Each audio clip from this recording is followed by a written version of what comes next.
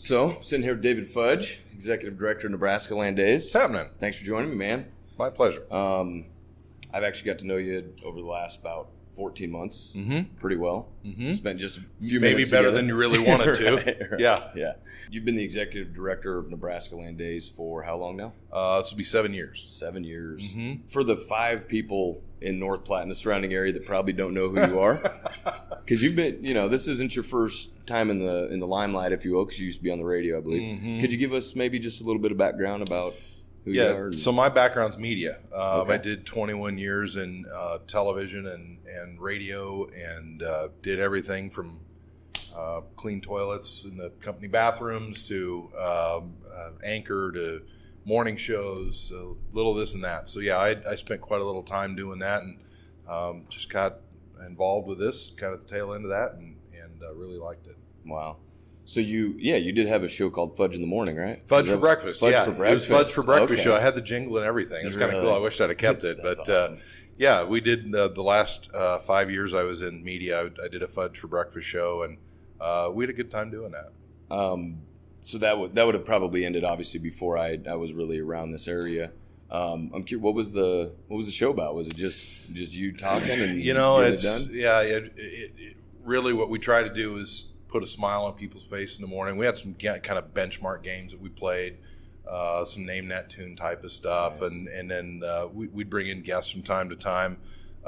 We really like contributing to the community in certain ways. So we did some things, jumped in the Platte River in the middle of February, called it the Groundhoggy Doggy Shadow Splash. Nice. And so we liked doing that. We liked finding things that good causes that needed some help, and kind of pushing them along the way a little bit. So that was kind of where we were at. That's cool. I know that you, again, getting to know you, that you really enjoy your time here, but is there ever part of you that's, because that's not, you don't meet a lot of former people or people that formerly had radio shows, and so, I'm sure that has to be somewhere itching for you, every now and again, or it doesn't. You've done that for long enough, and that industry's changed a lot. Media has changed a lot. There's been a lot of acquisitions and the staff eliminations and that sort of thing. And when I left, I was doing radio shows in 4 different markets every day, and I didn't feel at that point like I was serving those communities very well. And so the industry had just changed enough, and I didn't change with it. I didn't like the way it was going, and so it was time to go. And so, but I think, and again, maybe we've never really. Someone had told me this, but you have a pretty, music's your thing, right? Like that's probably really where a lot of this has come from, whether it is radio or out here. Yeah, it was very musical in high school, and performed a lot, and then as that kind of grew into a love for several different genres of music, I became in tune with kind of the jazz world and a little bit of the blues world, and kind of got turned on by some of that sort of stuff, and then this late 80s hair metal movement. I think all of us that were in that, Poison, say little that sort of thing, and so the radio career actually was spawned from that. It just kind of the love of music and the love of how the business worked and that sort of thing, and so. When I got involved in NebraskaLAND Days, it was kind of a natural transition, right? So I'd been on the consumer user end for a long time, and now I was on the producer end, and so it really kind of still scratched that itch in terms of that. So very cool. Yeah. And then maybe for the other 4 people that don't know much about NebraskaLAND Days, which is interesting. I know I mentioned to you when we were out here the other day. We just had Brochure Day on Friday the 4th of May. And, I was joking as we were going around trying to bring some light to the situation. I was telling them, as we'd meet other business or people working in the businesses, that we're putting on a small gathering here in June. And I got a smile on some people's faces. But we were still shocked at some people that are just, they're like, well, what's this NebraskaLAND Days thing about? Yeah, isn't that crazy? Yeah. So many of us that have lived here all for a good hunk of our lives just kind of take this for granted. And that was a point I made to a group I spoke to here a couple of weeks ago. We take it for granted because we're used to it. We've been involved in it. But there's a lot of people that still don't know what that is, and it's getting harder to talk to those people. because media isn't what it used to be.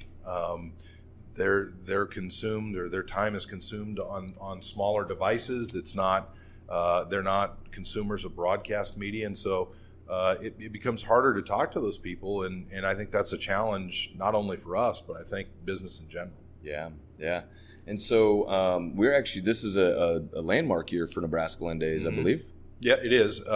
50 years ago, Game and Parks moved NebraskaLAND Days to here from Lincoln. I like to joke that I think it's the only thing the state's ever really awarded our community, but Nice. It's mildly tongue-in-cheek, but Sure. might be a little bit serious too. So it is kind of cool. I mean, you think of the people who have worked through this organization to make it is what it is today, and so this year, internally at least, I hope a little bit externally, we're able to celebrate that and really thank those people who built this into what it is today. Wow. And that was one of the first things that I had learned. So little background of that. I am serving my freshman year on the board, which I was super, super honored to have been asked to do it. So thank you for having me be a part of it. Sure. But one of the first things I did find out, I had actually come out here for another Leadership Lincoln County, part of a different organization. And you had shared with us, and I didn't know that NebraskaLAND Days was originally in Lincoln. Was it for a year? Yeah, 3 years actually. They did the first 3 years of the celebration. They started it actually, and the parade actually predates the festival by a year. So this will be the 54th parade, 53rd celebration, or 55, 54 anyway. But the parade predates it, and then basically Game and Parks said, look, we want to replicate Cheyenne Frontier Days. That's what they wanted to do. And so they did that for 3 years in Lincoln. Somewhere along the line, they basically said, this isn't the right place for it. We need a permanent home in a place that will really embrace it. You were actually on the board prior to being the executive director. Yep. I did 7 celebrations on the board. And so, and as you mentioned, just to be asked, I was asked, I know the guy very well who asked me. We do business with him, and I'd still blame him for my little addiction out here. But it is truly one of the biggest honors of your life to be asked to be a part of this organization. Mayors,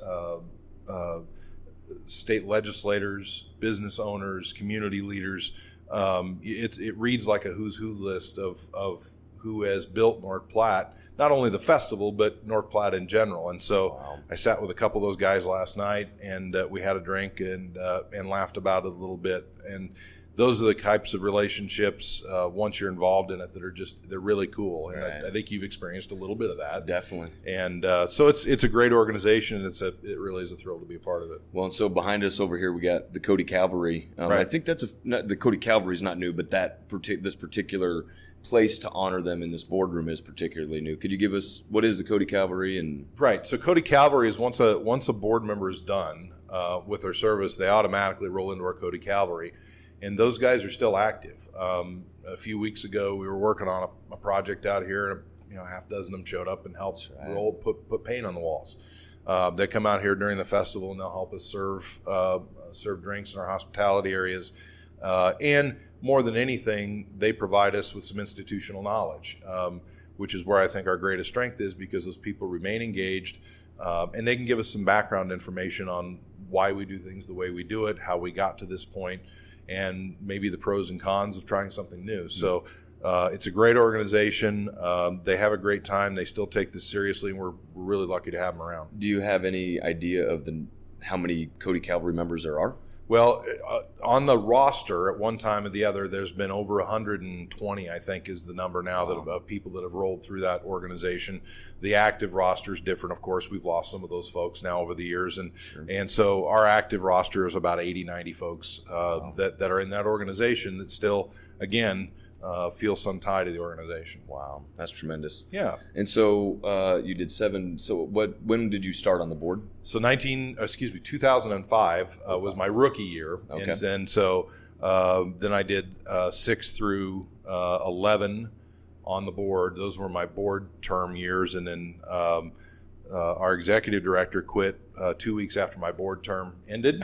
A couple of guys called me and said, hey, what do you think? And they went through an application process, which I was glad they did, because it was an awkward transition. to go right off the board of directors and into a job where you work for the group whom you just worked with. Right. So it was a weird couple years, but those guys had the foresight.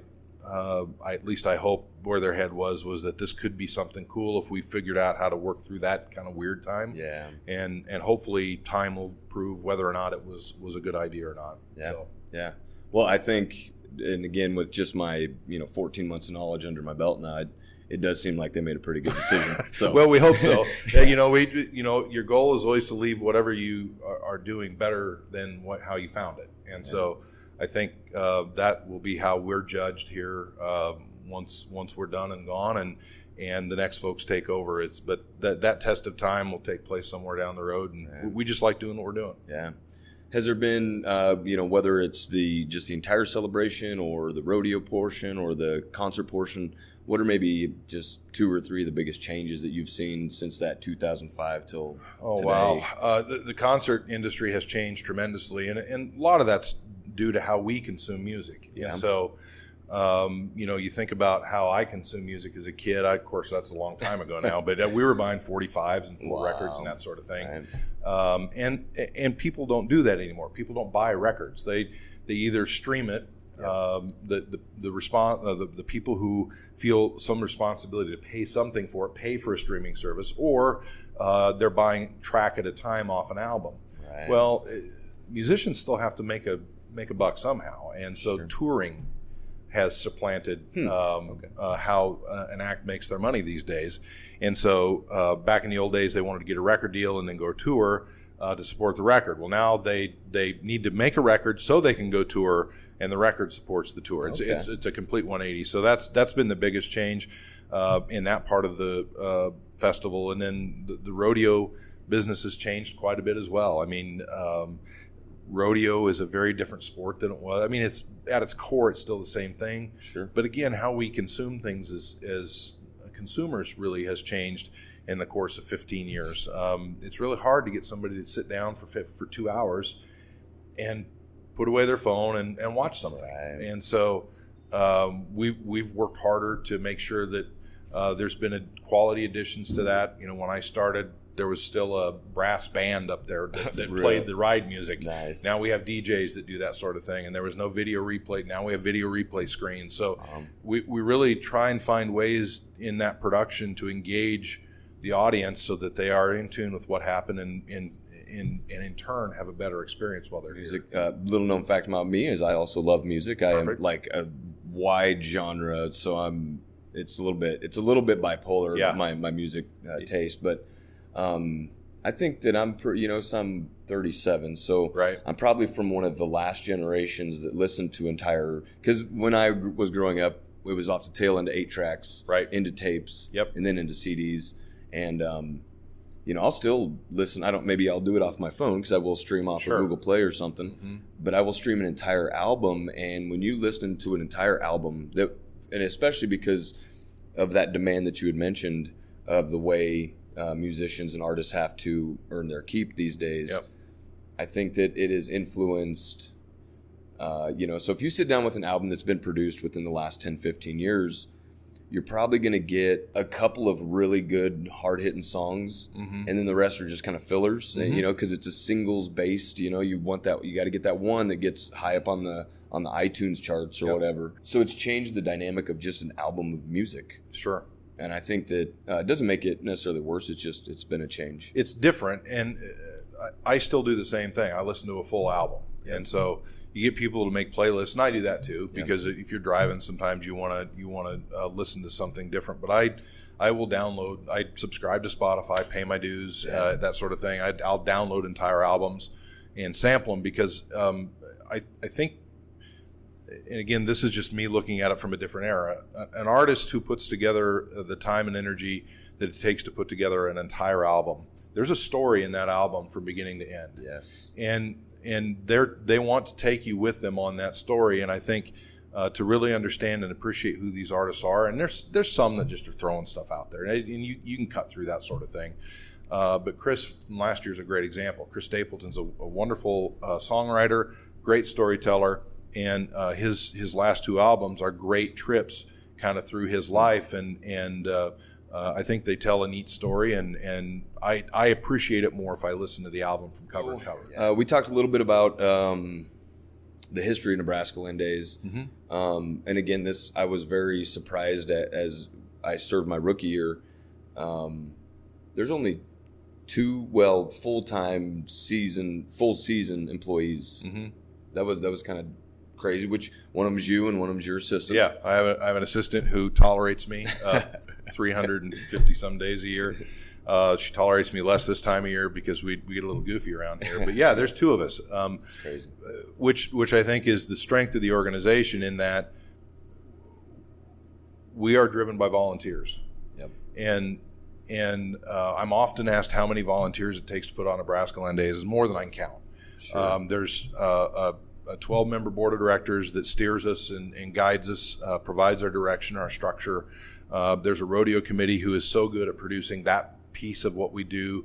There are individual committees for all the little events that you see happen around town. A lot of them are service clubs. Some of them are private entities, that sort of thing. But that, I think, is the greatest strength of us, is it's a collection of all of us, all of our ideas in the community, and we bring it together for 11 days in June, and we call it NebraskaLAND Days. And I think that's why we have been successful, is because we have so much buy-in from the community because of the way that's structured. Another thing that I was surprised with was, and correct me if I'm wrong, so I'm still learning on the fly here, NebraskaLAND Days only actually has 3 events that we put on during the celebration. Somewhat. I mean, there's really only 3 ways we make money out here. Okay. Right?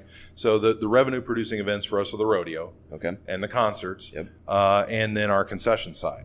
Everything else we do, which is Kid Fun Fest, parades, and some of those smaller things, they're actually revenue drainers from a business standpoint. Sure. They're important in the scope of the festival, and they're very important to us because we feel that that's something we need to do, is provide outlets for those folks to come out and have a good time and not have to spend a whole bunch of money to do it. But yeah, there's really only a few ways that NebraskaLAND Days is funded. The other part of that, of course, is sponsorship. So the big picture, yeah, you're right. There's not a whole lot of revenue streams for the festival. But there is something going on every single day of that 2-week period. And most of those, though, would be affiliate events. Correct. So you've got what you were referring to is what we call P&L events. They're events that we own. They're on our budget. They're on our books. The affiliate events are things like the pork breakfast or the prime rib sandwich feed that are put on by outside organizations that have an agreement with NebraskaLAND Days to affiliate with it. We call them official events. They run them. There's a little revenue sharing piece that goes on. But the festival is a quarter of the size without all those different groups getting involved and producing events that appeal to young and old, whether it's a food event or whether it's a kids event, the Sandcastle building stuff that goes on down at Parkgate Plaza. The antique car parade is put on by the Buffalo Bill Kiwanis Club. And so all that stuff kind of comes together and makes a festival that I hope people are proud of in our community. Yeah, I think everyone is proud of it except for rock concert fans. I'm sorry. You got to tear the scab off every now and again. I'm sorry. And people would be surprised to understand that you are probably more of a rock fan than anything. I think. Yeah, right? I listen to very little country music anymore. I'm an '80s hair metal guy. Yeah. You walk down my office today, I'm listening to a playlist from Rock and Roll Hall of Fame playlist. Nice. But at its core, our responsibility here is to make sure that the festival is successful. And so my first year as executive director, I came off the board and they hired me to do the job. I took, at that time, I had helped produce 6 rock concerts out here, and they were some of my favorite to do. To this day, they're still some of my favorite that we've done. But I stripped all the names off of the spreadsheet, and I put in revenue, expense, and the third column was, and it was either red or black. Sure. And on that sheet, there were 6 lines for the 6 shows we produced. Nobody knew what the spreadsheet was. And I just put it up there and I said, if you saw something like this in your business model, what would you do with it? And to a person around the table at that board retreat, they all said we'd quit doing that immediately. I said, okay, we're done doing rock concerts. Wow. And that was how it happened. We had to strip all the emotion out of it and just make a pure business decision because those shows, as much as I like to do them, we couldn't cash flow them. And we're not in this to make a whole bunch of money. NebraskaLAND Days is a 501c4 nonprofit corporation. There's only 2 of us that get paid out here. The rest of it is donated labor, and then we pay our expenses. But we can't recklessly lose a whole bunch of it either. And the red number at the very bottom right of that deal was 6 figures red. Wow. And so we had to quit. Yep. And so I never say never. Yeah. The concert industry is cyclical, but at the moment it doesn't make any fiscal sense to do that at this point in time. And in my juvenile opinion is I think that country music is currently not as fragmented as what rock would be considered. And again, I was a huge, maybe a little more heavy metal fan than I was a rock fan.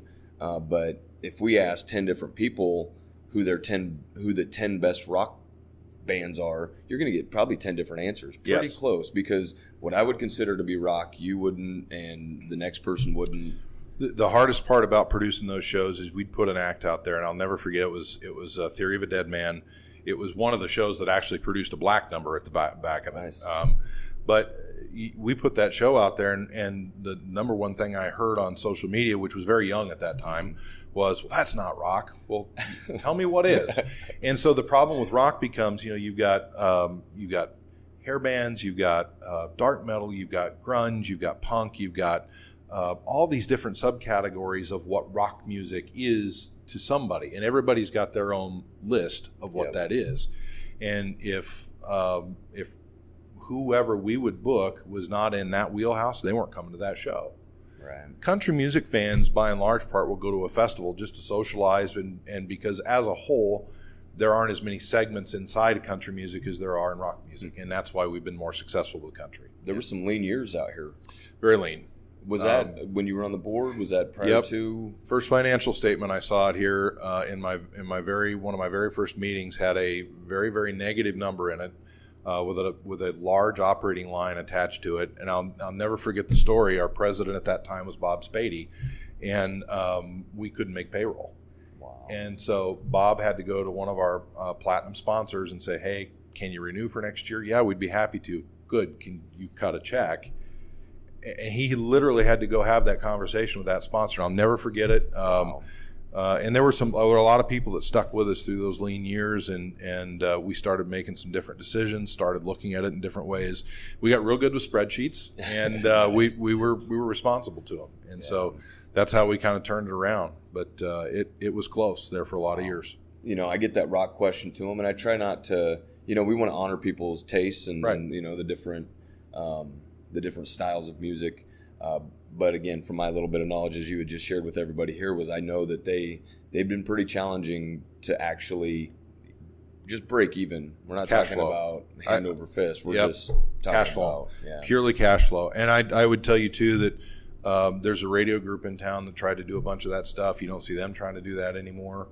Jerome Windecker, I think I'm saying Jerome's last name correctly, but he was a DJ on that station for a lot of years, and he finally, they tried to do something down on, they had the stage brought in, and like 30 people showed up, and he got on social media and said, "I never want to hear any of you complain about it ever again." Yeah. And they still will, and that's just the way people are these days, but unless that group as a group is willing to support it and buy tickets, it's never going to happen here. Yeah. And so if we move all the way forward to 2018, we have, again, the rodeo and the concerts are in full swing of getting them in place. As far as the arena out here goes, there's been some pretty drastic changes. Yeah, and so people, when they come out on Charlie Evans Drive, are going to look to the north and see this massive building out there that wasn't there at this time last year. And again, that's the product of several years of success. It's a product of a core group of people who really support the organization almost without fail.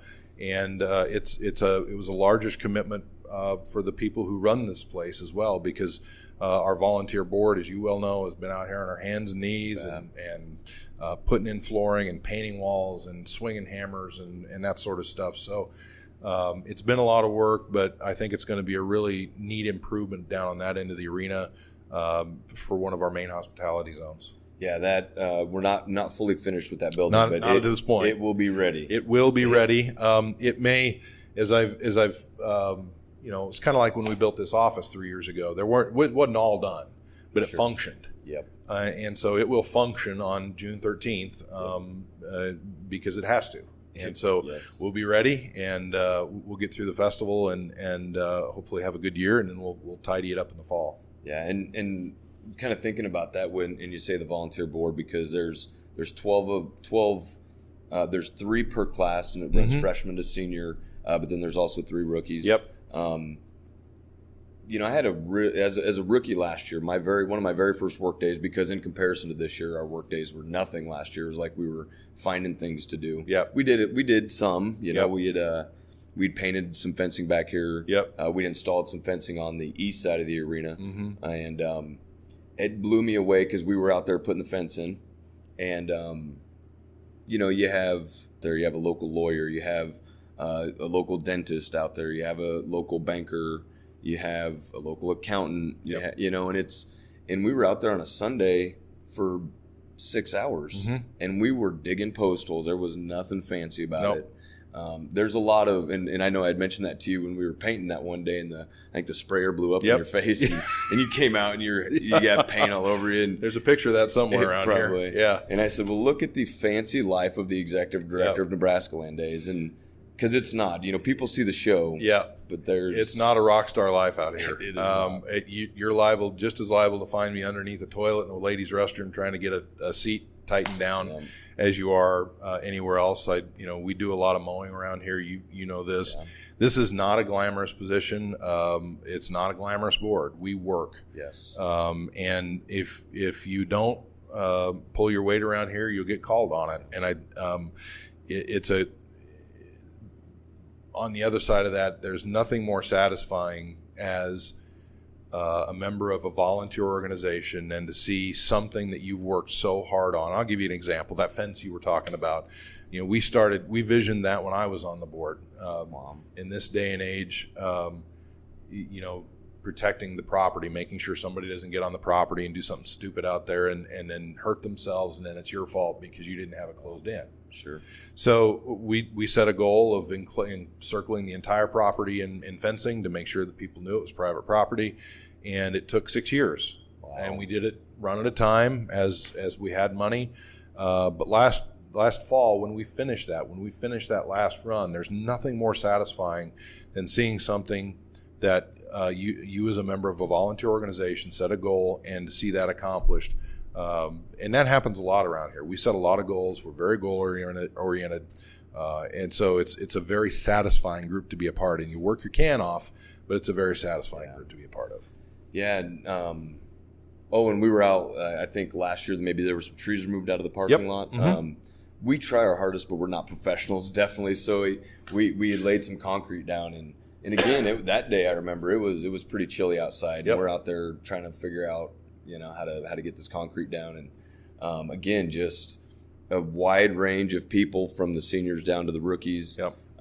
Really from every industry that you could think of here locally. And yeah, it's just been to see, to be firsthand and be a part of being able to give up some of that time, because that time's got to come from somewhere. Yep, it does. It's from your business or from your family life. Yep. And that's probably another thing to speak on is the spouses of the board members. To be asked to become a board member, you have to have some level of professional success, I would like to say. And in order to having had that, you probably wouldn't have got there without the support of your significant other. Correct. And so then we kick that up a notch, and with the 2 weeks of the celebration, and then now currently all the work nights that are going on, definitely, having those spouses become so close and be so supportive, I know is an important part for you. Yeah, when I got involved in 2005, we had a family discussion. My kids were very little, but we talked about it, and I would not have joined had it not been for the way that we had that discussion, that it was agreed to that this was something we would do as a family. And, it's changed a little bit now because my wife owns a business and this is her busy season, but it's not uncommon to see her out here still helping from time to time. And I think when we're very open with people, when we recruit them to be board members, you have to have your family has to be supportive first and foremost, and your employer has to be supportive because, as you mentioned, that time's coming from somewhere. Yes. And so it's either coming from from your family time, or it's coming from your professional time. And so to have that support structure, again, I think it speaks to the commitment that this community has made in us as an organization, and the families that have made that commitment to us as an organization as well. I talked to a guy last night. He did 7 years on this board, and his wife absolutely hated it until he was done, but she supported him and was understanding and understood what they were doing out here. So it takes a lot of time and energy from the people who are volunteers, but it also takes a very large commitment from families and employers, and we absolutely would be remiss if we had not mentioned that. Yeah. And when we were making the decision, which was a pretty easy decision, I mean, to have been asked, and then we met with you over lunch, and you really painted the picture the way it should have been, and it was really more for my spouse, right? For my wife to say, hey, this is how it's going to go down if you do guys decide to join. We calculated my daughter's going to be, she'll be like 16 or 17 by the time if I just do my term and get off, and I'm just like, it's pretty crazy. It's a big commitment to just say yes, and but it has been a blast, and it brings people together that probably would never have come together unless you knew them outside of somewhere else. My kids were, my youngest daughter, who is now 16, was 2 when I joined this board. And so my oldest daughter would have been 5. And so they grew up out here. Yeah. And they were actually pretty upset when my board term was over. And then we're pretty excited when 2 months later I was back out here as executive director. But it's a great place for kids, and it's a great example for our children too, that this stuff just doesn't happen. It takes people who are willing to commit to something outside of their normal day-to-day routine, and I don't know that there's any better example that a parent could set for their children than coming out here. And I think I've told you, bring your kids, let them see it, let them help, let them pitch in some way. Our kids have volunteered out here. My daughter my oldest daughter works for me. My youngest daughter still volunteers out here, and there's great life lessons on these 43 acres. And so that's a big part of what we do, and I hope that we never lose that as an organization. Yeah. All right. Well, again, thank you for joining me, David. This was a pretty awesome interview. The NebraskaLAND Days is how many days away? I'm going to get this up as soon as I can, but we're 37, I think, at the moment, which is a little bit weird to think about. So it'll be here. I always tell you guys, once the bash is over, it goes downhill pretty fast, and pretty soon it'll be July, and we'll be focused on 19. Well, and before I wrap this up, I wanted to, if I could mention 2 things that I thought were, there's been so much. We probably just can't sit here and talk about it, but the Bible, that was a pretty, when I saw that, I'm like, and I was forewarned about how organized not only you but the board has this celebration.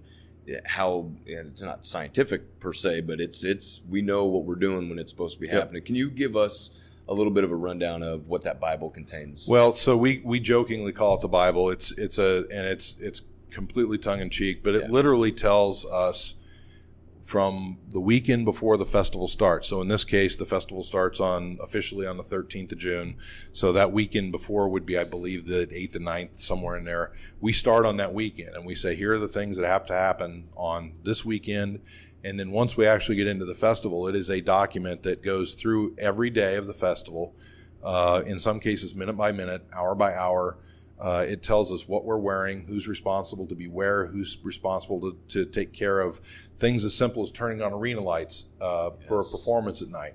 That document is the most pivotal document we produce.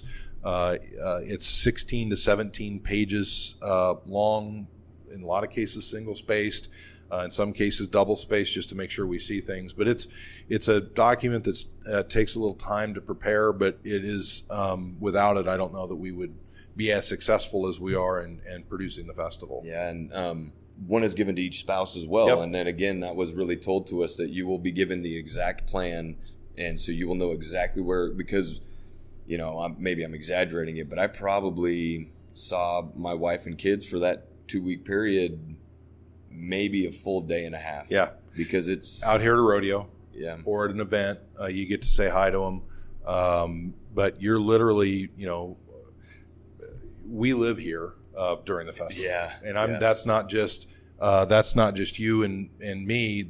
Our staff lives here.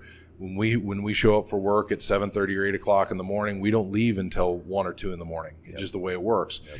And so to sneak 5 minutes in here and there, for Rhonda to be able to know where Chad's going to be at any particular time of the day, so maybe she meets up with him for just a few minutes. It's very important for our spouses to know where we are, and for our families to be on that page so they know where we're at. And as important as the uniform list, because my wife, every year before the festival starts, she will take the uniform list and she'll line out my wardrobe. Nice. It shows up here cleaned and ready to go, and you've touched on it. I can't do what I do without my family, and so a big thank you to those people.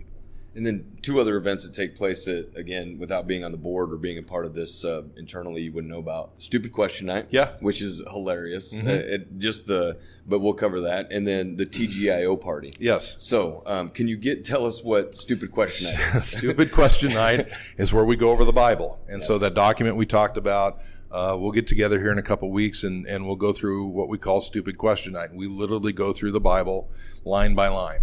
Yep. And we assign everybody to do what they're going to do, and we get to ask stupid questions. You mean, do I turn on the light at this time, or who's coming with me? They sound like stupid questions, but you've got to get them out on the table so that we're all on the same page as a unit. Yep. Going into the event. So that's very important. And then after the festival is over, we tend to not like each other very much, at least for a little while. I mean, we spent a lot of time together. Yeah. Everybody gets tired during the thing. I don't know that people truly understand and appreciate how tired our people are at the end of that thing. Really, by Wednesday, the week after the rodeo, it turns into a real grind, and it's hard to get through days. And you're living on caffeine or whatever it is you need to get through your day. So we take about 3 or 4 weeks, and we cool off, and we'll start debriefing. TGIO is, thank God it's over. Yes. And we get together and we barbecue and we have a good time and we enjoy each other again, and remind ourselves that this is supposed to be fun. And so we purposely schedule fun throughout the course of our year to make sure that we understand, A, it's a privilege to be here, but B, you got to have a little fun while you're doing it too. Otherwise, why are you doing it? Well, and again, on that tail end of just before the concerts get rolling, because we just came out of 4 days of rodeo. Right. And I set myself up for failure last year. The very first day of the rodeo, I went out to the east of the Hanson building out here to shut one of these big gates. And I wasn't wearing my work boots. I was wearing my cowboy boots still. And I rolled the gate, and I rolled that huge metal wheel over the top of my foot. Yeah. And thankfully, though, I just wore boots for 20 hours a day. Yeah. And it kept it compact. Yeah. But I could hardly walk. And there's so much walking, especially, the entire board worked so hard during the event. Mm-hmm. But packing ice and walking on concrete with cowboy boots, I have learned, was not the best part. Not good. The secret to NebraskaLAND Days, surviving NebraskaLAND Days, and all I've shared with you, I'm going to do it right now. The secret to surviving NebraskaLAND Days is shoes. Shoes. Multiple pairs of shoes. I change shoes about every 4 hours during the course of a day. I'll wear. I've got my boots that, of course, I use for uniform, and then I have Sanooks that I wear around here. They feel like slippers. Oh, sure. Then I have steel-toed work boots, and then I'll have tennis shoes. And every 4 hours, I change shoes so that the pressure points change on my feet. That's the way I get through. Can you write that down? I'm going to get some shoes right now. Write it down. Yeah, definitely. Very cool. That's awesome. Yep. All right. Well, again, thanks for joining me. Really appreciate your time. I know you're a busy man as we get rolling here. So it's my pleasure. Yeah, very cool. Thank you much.